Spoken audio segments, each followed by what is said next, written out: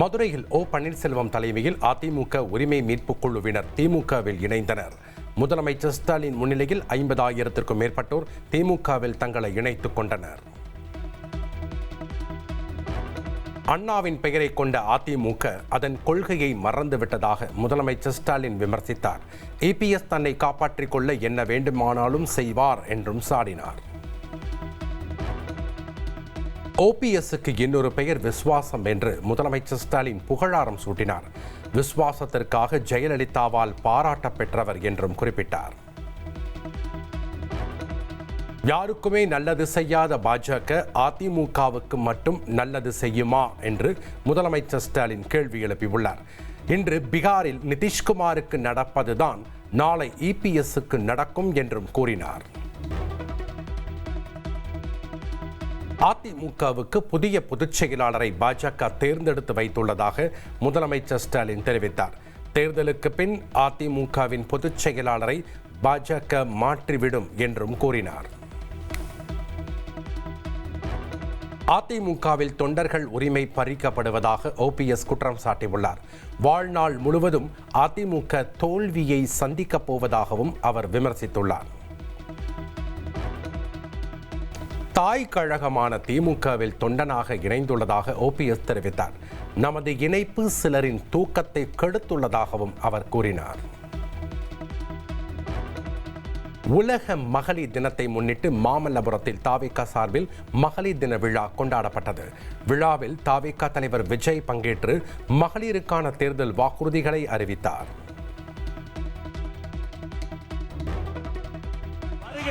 வரவேற்பு செய்கிறார்கள்.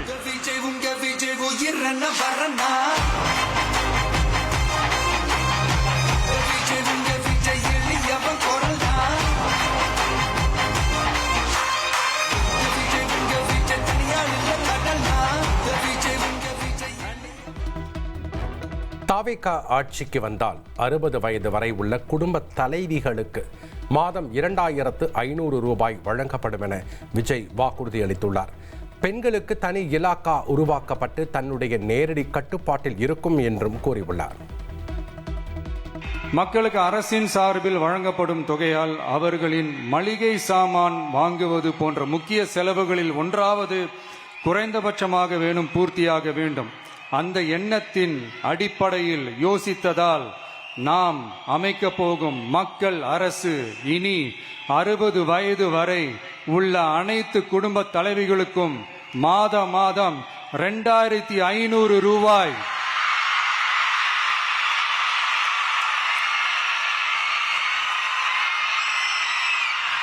வழங்கப்படும். ஒவ்வொரு குடும்பத்திற்கும் வருடத்திற்கு 6 கேஸ் சிலிண்டர்கள் கட்டணமின்றி வழங்கப்படும் என்று விஜய் வாக்குறுதி அளித்துள்ளார். திருமணத்திற்கு 1 பவுன் தங்கம், தரமான பட்டு சேலை அண்ணன் சீராக அளிக்கப்படும் என்றும் கூறியுள்ளார்.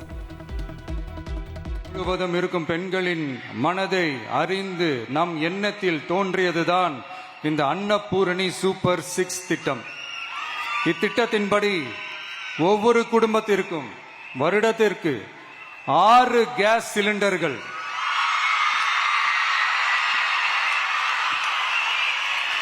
கட்டணமின்றி வழங்கப்படும்.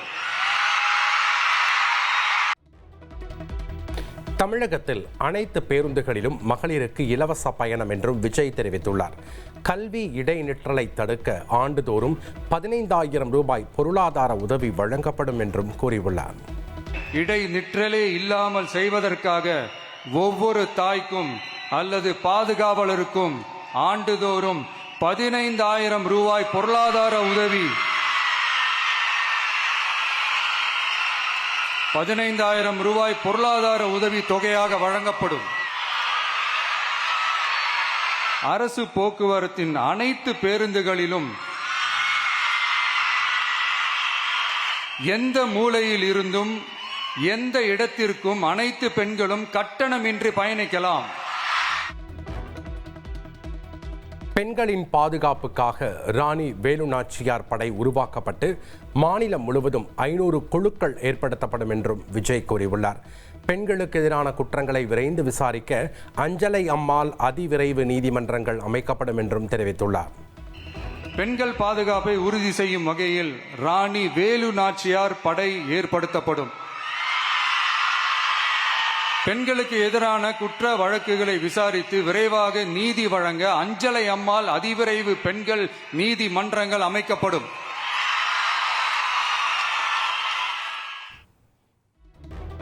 ஷேர் ஆட்டோ உள்ளிட்ட அனைத்து பொது போக்குவரத்து வாகனங்களிலும் ஸ்மார்ட் பேனிக் பட்டன் அறிமுகப்படுத்தப்படும். ரேஷன் கடைகள், பள்ளிகள், கல்லூரிகளில் விலையில்லா சானிட்டரி நாப்கின் வழங்குவது உறுதி செய்யப்படும் என்றும் விஜய் கூறியுள்ளார். போக்குவரத்து வாகனங்களில் பயணம் செய்யும் பெண்கள் பாதுகாப்பிற்காக ஸ்மார்ட் பேனிக் பட்டன்ஸ் அறிமுகப்படுத்தப்படும். இந்த பட்டன்கள் 24/7 சென்ட்ரலைஸ்டு கமாண்ட் சென்டர் உடன் இணைக்கப்பட்டதாக இருக்கும். அந்த பட்டன்கள் தனியார் ஷேர் ஆட்டோக்கள் உட்பட அனைத்து பொது போக்குவரத்து வாகனங்களிலும் பொருத்தப்படும். பொது விநியோகம் நடக்கும் இடங்களான ரேஷன் கடைகள் மற்றும் பள்ளிகள், கல்லூரிகள் மூலம் அனைத்து பெண்களுக்கும் விலையில்லா சானிட்டரி பேட்ஸ்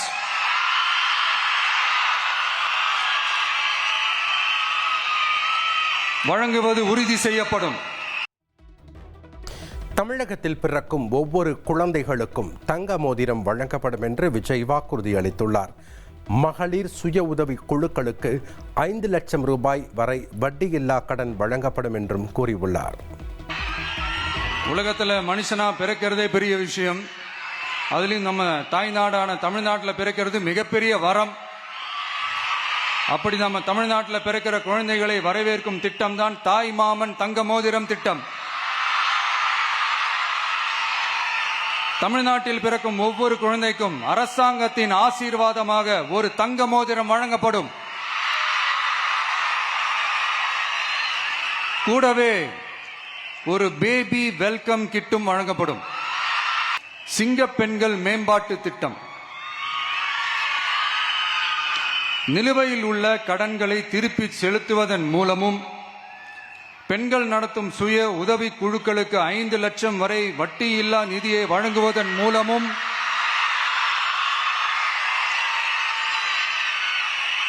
சுய உதவி குழுக்களின் உற்பத்தி திறன் மேம்படுத்தப்படும். சுய உதவி குழுக்களில் இருந்து பதிவு செய்யப்பட்ட MSMEகளாக மாறுபவர்களுக்கு ஆண்டுதோறும் 5 லட்சம் வழங்கப்படும். அதாவது 100% மானியமாகவே வழங்கப்படும்.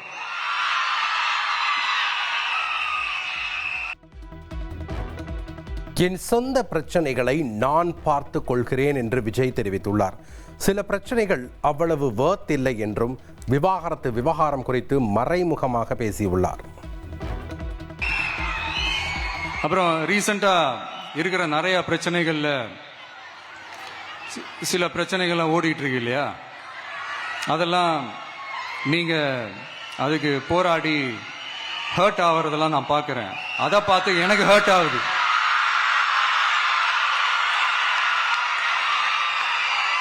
அதெல்லாம் நான் பார்த்துக்கிறேன்.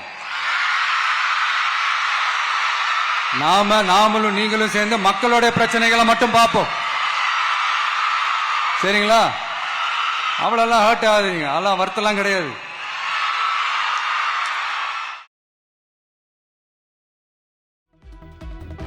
விவாகரத்து வழக்கு முடியும் வரை நடிகர் விஜயின் நீலாங்கரை இல்லத்தில் வசிக்க அனுமதி கோரி அவரது மனைவி சங்கீதா தரப்பில் செங்கல்பட்டு நீதிமன்றத்தில் புதிய மனு தாக்கல் செய்யப்பட்டுள்ளது. கடந்த 1999ஆம் ஆண்டு தனக்கும் நடிகர் விஜய்க்கும் நடந்த திருமணத்தை ரத்து செய்ய கோரி அவரது மனைவி சங்கீதா தரப்பில் ஏற்கனவே செங்கல்பட்டு நீதிமன்றத்தில் விவாகரத்து கோரி வழக்கு தாக்கல் செய்திருந்தார். அந்த மனுவில் நடிகை ஒருவருடன் விஜய் திருமணம் மீறிய தொடர்பில் உள்ளதாகவும் கண்ணியமாக பிரிவதற்கு எடுத்த முயற்சிகள் தோல்வியடைந்ததால் விவாகரத்து வழங்க வேண்டும் என கூறியிருந்தார். மேலும் நியாயமான நிரந்தர ஜீவனாம்சம் வழங்க வேண்டும் என்றும் நீலாங்கரை இல்லத்தில் வசிக்க உரிமை வேண்டும் என்றும் அந்த மனுவில் கோரிக்கை விடுத்திருந்தார். இந்த நிலையில் இந்த வழக்கு முடியும் வரை நீலாங்கரை வீட்டில் தொடர்ந்து வசிக்க அனுமதிக்க உத்தரவிட வேண்டும் என செங்கல்பட்டு நீதிமன்றத்தில் சங்கீதா புதிதாக இடைக்கால மனுவை தாக்கல் செய்துள்ளார். அந்த மனுவில் பிரிட்டனை சேர்ந்த தனக்கு சென்னையில் வசிப்பதற்கு வீடு இல்லாத காரணத்தால் நீலாங்கரை இல்லத்தில் தொடர்ந்து வசிக்க அனுமதிக்க வேண்டும் என்று கூறியுள்ளார். விவாகரத்து தொடர்பாக நீதிமன்றத்தை அணுகினால் நீலாங்கரை வீட்டில் வசிக்க அனுமதிக்க முடியாது என விஜய் தனது வழக்கறிஞர்கள் மூலம் மிரட்டல் விடுத்ததாகவும் மனுவில் குற்றம் சாட்டியுள்ளார். தற்போது விவாகரத்து கோரி வழக்கு தாக்கல் செய்துள்ளதால் விஜய் வீட்டில் வசிக்க அனுமதி வழங்க மாட்டார் என்று சங்கீதா தனது மனுவில் அச்சம் தெரிவித்துள்ளார். அனைத்து உரிமை மற்றும் வசதிகளுடன் நீலாங்கரை வீட்டில் தொடர்ந்து வசிக்க தனக்கு அனுமதி வழங்காவிட்டால் அது தனக்கு பெரும் பாதிப்பை ஏற்படுத்தும் என்றும், இந்த இடைக்கால உத்தரவை வழங்குவதால் விஜய்க்கு எந்த பாதிப்பும் இல்லை என்றும் மனுவில் தெரிவித்துள்ளார்.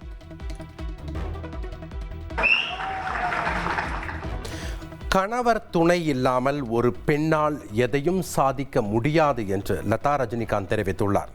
சென்னையில் நடைபெற்ற நிகழ்ச்சியில் பேசிய அவர் தன் கணவருக்கு தலை வணங்கி நன்றி கூறிக்கொள்வதாக தெரிவித்தார்.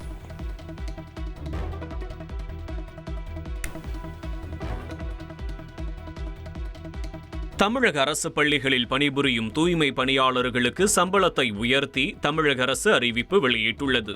அனைத்து வகையான அரசு பள்ளிகளில் பணிபுரியும் தூய்மை பணியாளர்களுக்கு சம்பளம் 500 ரூபாய் முதல் 1500 ரூபாய் வரை உயர்த்தப்பட்டுள்ளது. தமிழகம் முழுவதும் அரசு ஆரம்ப, நடுநிலை, உயர்நிலை மற்றும் மேல்நிலை பள்ளிகளில் பணியாற்றும் 32,908 தூய்மை பணியாளர்கள் இதனால் பயன்பெறுகின்றனர். இந்த சம்பள உயர்வால் ஆண்டுக்கு சுமார் 24 கோடி ரூபாய் கூடுதல் செலவாகும் என அரசு தெரிவித்துள்ளது.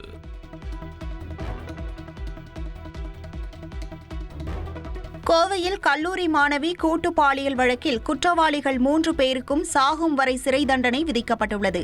கோவை மகளிர் நீதிமன்ற நீதிபதி சுந்தரராஜ் இந்த தீர்ப்பை வழங்கிய நிலையில் பாதிக்கப்பட்ட பெண்ணுக்கு 7 லட்சம் ரூபாய் இழப்பீடு வழங்க உத்தரவிட்டார்.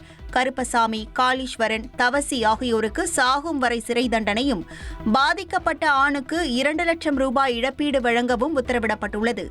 பாதிக்கப்பட்ட பெண்ணை தவறாக சித்தரிக்க கூடாது என்று கூறிய அரசு தரப்பு வழக்கறிஞர், சம்பவ இடத்தில் உதவிய நபர்கள் சாட்சி அளித்தது பாராட்டத்தக்கது என்று குறிப்பிட்டார். கேஸ் 2/11 அக்கரன்ஸ் கரெக்டா 4 மாதங்கள் முடியறதுக்குள்ள இந்த கேஸ்ல குற்றப்பத்திரிகை தாக்கல் செய்யப்பட்டு, அதுக்கப்புறம் அக்யூஸ்ட் மேல சார்ஜ் ஃப்ரேம் பண்ணப்பட்டு, அதுக்கப்புறம் ட்ரையல் ப்ரொசீடிங் ஸ்டார்ட் பண்ணப்பட்டு, கன்விக்ஷன் அப்படிங்கறது ஜட்ஜ்மெண்ட் டெலிவர் பண்ணப்பட்டிருக்கு. 2ஆம் தேதி பிப்ரவரி மாசம் 2ஆம் தேதி தான் ட்ரையல் ஸ்டார்ட் பண்ணிருக்கோம். அதே போல அதே மந்த்ல 23ஆம் தேதி ட்ரையல்ல நாங்க க்ளோஸ் பண்ணிருக்கோம். டோட்டலி 72 விட்னஸ் அரசு தரப்புல விசாரிக்கப்பட்டிருக்கு. பாதிக்கப்பட்ட பெண்ணுக்கு கோர்ட்ல இருந்து விக்டிம் காம்பன்சேஷன் ஸ்கீமுக்கு கீழே அந்த பொண்ணுக்கு காம்பன்சேஷன் அவார்ட் பண்ணிருக்காங்க. Amount around 7 lakhs.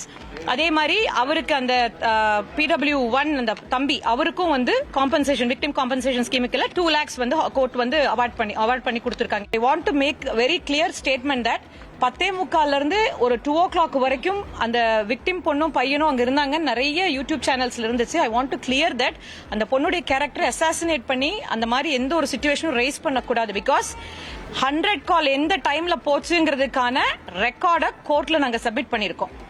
ஸோ அது இட் கேனாட் பி மேனிபுலேட்டட். அதே மாதிரி DNA எவிடன்ஸ் ஆகட்டும், எல்லா விதமான எங்களுக்கு இருக்கக்கூடிய மெடிக்கல் எவிடன்ஸ் ஆகட்டும், எக்ஸ்பர்ட் எவிடன்ஸ் ஆகட்டும், எல்லாமே ப்ராசிக்யூஷன் கேஸ் சப்போர்ட் பண்ணிருக்கு. இதுல ஒரு பிளட்ல ப்ளீடிங்கா இருக்கிற ஒரு பையன் ஆப்போசிட்ல நைட் ஒரு 11:15 ஒரு ஹெல்ப் கேட்கும்போது ஒரு ஸ்ட்ரேஞ்சர் வண்டியை நிறுத்தி உண்மையாவே அவர் ஹெல்ப் தான் கேட்கறாருன்னு நினைச்சு உதவி பண்றதுங்கிறது பெரிய விஷயம். I appreciate that witness also who has stepped into the box. இங்க அந்த எவிடன்ஸ் கொடுத்தது உண்மையாவே ரொம்ப பெரிய விஷயம். அதே மாதிரி அந்த ரெசிடென்ட்ஸ் அந்த பொண்ணு அந்த சிச்சுவேஷன்லயே ஒரு 4 o'clock போய் ஒரு ஹெல்ப்புக்கு ஒரு வீட்டுல டோரை நாக் பண்ணும்போது அந்த பொண்ணுக்கு சப்போர்ட் பண்ணணும்னு அந்த ஏரியா பப்ளிக் முன்ன அவங்க பண்ணனது இட் இஸ் ரியலி எக்ஸ்ட்ரீம்லி ஒரு ரொம்ப அப்ரிஷியேட்டபிள் ஜாப். அவங்களும் கோர்ட்டுக்கு அவங்களுக்கு என்ன தெரியுமோ அது அதே மாதிரி ஒரு எவிடன்ஸ் கொடுக்கறதுடைய வேலிடிட்டி என்ன அப்படிங்கறத அவ்வளவு தூரம் புரிஞ்சு இந்த இடத்துல they have also supported the prosecution case. ரொம்ப நல்லா கொடுத்திருந்திருக்காங்க. கோவை மாணவி கூட்டு பாலியல் வன்கொடுமை வழக்கில் சாகும் வரை சிறை தண்டனை பெற்ற குற்றவாளி கேமரா முன்பு மீசையை முறுக்கி சைகை காண்பித்தது அதிர்ச்சியை ஏற்படுத்தியுள்ளது. கோவை மாணவி கூட்டு பாலியல் வன்கொடுமை வழக்கில் கைது செய்யப்பட்ட கருப்பசாமி, கார்த்திக், தவசி ஆகிய மூவருக்கும் சாகும் வரை சிறை தண்டனை விதித்து நீதிமன்றம் தீர்ப்பளித்துள்ளது. இந்நிலையில் தீர்ப்புக்கு பிறகு 3 பேரையும் முகமூடியின்றி போலீசார் சிறைக்கு அழைத்துச் சென்ற போது கருப்பசாமி என்கிற குற்றவாளி கேமராவை நோக்கி மீசையை முறுக்கி சைகை காண்பித்தார். அவரது இந்த செயல் பரபரப்பை ஏற்படுத்தியுள்ளது. சிவகங்கை மாவட்டம் திருப்பாச்சேத்தியில் பிரபல ரவுடியை போலீசார் சுட்டு பிடித்துள்ளனர். ரவுடியான ஊர்காவலன் என்பவர் மீது பல்வேறு குற்ற வழக்குகள் நிலுவையில் உள்ள நிலையில் ரகசிய தகவலின் அடிப்படையில் திருப்பாச்சேத்தியில் பதுங்கி இருந்த அவரை போலீசார் சுற்றி வளைத்து பிடிக்க முயன்றனர். அப்போது போலீசாரை தாக்கி அவர் தப்பி செல்ல முயன்றதாக கூறப்படுகிறது. இதையடுத்து தற்காப்பு நடவடிக்கையாக ஊர்காவலன் மீது போலீசார் துப்பாக்கி சூடு நடத்தியுள்ளனர். வலது காலில் குண்டு பாய்ந்து காயமடைந்த அவரை போலீசார் உடனடியாக மீட்டு சிகிச்சைக்காக சிவகங்கை அரசு மருத்துவக் கல்லூரி மருத்துவமனையில் அனுமதித்தனர். இதுகுறித்து போலீசார் விசாரணை மேற்கொண்டு வரும் சூழலில் துப்பாக்கி சூடு சம்பவம் அப்பகுதியில் பரபரப்பை ஏற்படுத்தியுள்ளது.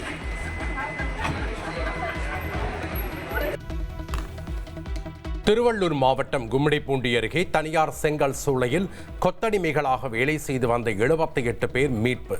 இரவு பகலாக வேலை செய்து வந்த ஒடிசாவை சேர்ந்தவர்களை வருவாய்த்துறையினர் மீட்டனர்.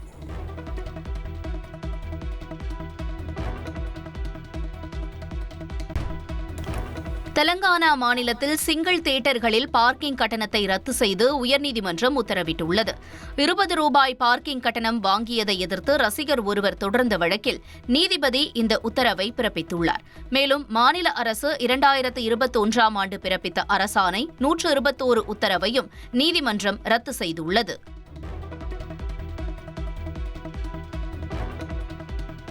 கேரளாவுக்கு 2 நாட்கள் பயணமாக சென்றுள்ள எதிர்க்கட்சித் தலைவரும் காங்கிரஸ் கட்சியின் தலைவர்களில் ஒருவரான ராகுல் காந்தி குட்டிக்கானம் தேயிலை தோட்டத்தில் பணியாற்றிக் கொண்டிருந்த தொழிலாளர்களை சந்தித்து கலந்துரையாடினார். திடீரென ராகுல் காந்தி அங்கு வந்தது தொழிலாளர்களுக்கு ஆச்சரியத்தை ஏற்படுத்தியது. தொழிலாளர்களின் பிரச்சினைகள் மற்றும் அவர்களின் கூலி குறித்து விவரங்களை கேட்டறிந்த ராகுல் காந்தி எந்த மாதிரியான தேயிலையை பறிப்பது என்பது தொடர்பான நுட்பங்களையும் கேட்டறிந்தார்.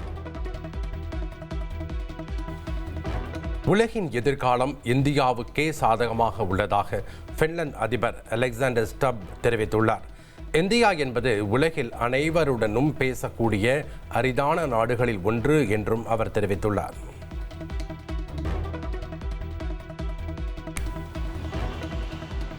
மத்திய கிழக்கில் நிலவும் பதற்றம் காரணமாக வங்கதேசத்தில் எரிபொருள் தட்டுப்பாடு ஏற்பட்டுள்ளதால் தலைநகர் டாக்காவில் பெட்ரோல் ரேஷன் முறை அமல்படுத்தப்பட்டுள்ளது. இதனால் டாக்காவில் பெட்ரோல் நிலையங்களின் முன்பு கார்கள் மற்றும் மோட்டார் சைக்கிள்கள் நீண்ட வரிசையில் காத்திருக்கும் சூழல் உருவாகியுள்ளது.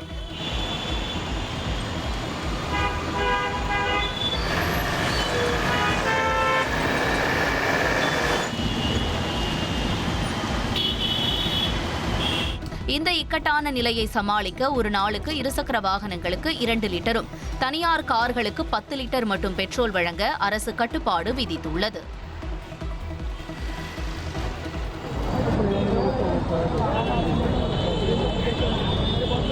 T20 உலகக்கோப்பை இறுதிப் போட்டியை நேரில் ரசிக்க டெல்லி, ஆந்திரா, மகாராஷ்டிரா என பல்வேறு மாநிலங்களிலிருந்து ரசிகர்கள் குடும்பத்துடன் அகமதாபாத்தில் குவிந்து வருகின்றனர். இதற்கிடையே போட்டிக்கான டிக்கெட்டுகள், இந்திய ஜெர்சி, தேசிய கொடி, கேப் உள்ளிட்டவற்றை வாங்கி வரும் காட்சிகளும் வெளியாகியுள்ளது.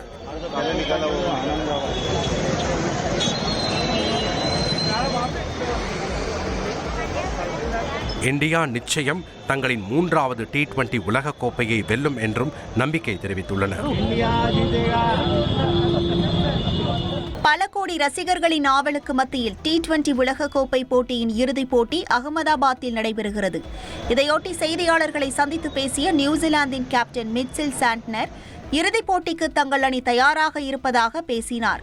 இந்த உலகக்கோப்பை வெல்ல சில இதயங்கள் நொறுங்கினாலும் பரவாயில்லை என சாண்ட்னர் தெரிவித்தது வைரலாகியுள்ளது. 2023ஆம் ஆண்டு ஒருநாள் உலகக்கோப்பை ஃபைனலுக்கு முன் ஆஸ்திரேலிய கேப்டன் பேட் கமின்ஸ் இதே போன்ற கருத்தை தெரிவித்து வாகை சூடிய நிலையில் சாண்ட்னர் கருத்தும் இந்திய ரசிகர்களை பெரிதாக பாதித்துள்ளது. தற்போது இருவரின் கருத்தையும் ஒப்பிட்டு இணையத்தில் ரசிகர்களிடையே கருத்து பகிரப்பட்டு வரும் சூழலில் இறுதிப் போட்டி மீதான எதிர்பார்ப்பு எகிரியுள்ளது. சென்னையில் ஆபரண தங்கம் விலை இன்று சவரனுக்கு ரூபாய் 720 அதிகரித்துள்ளது.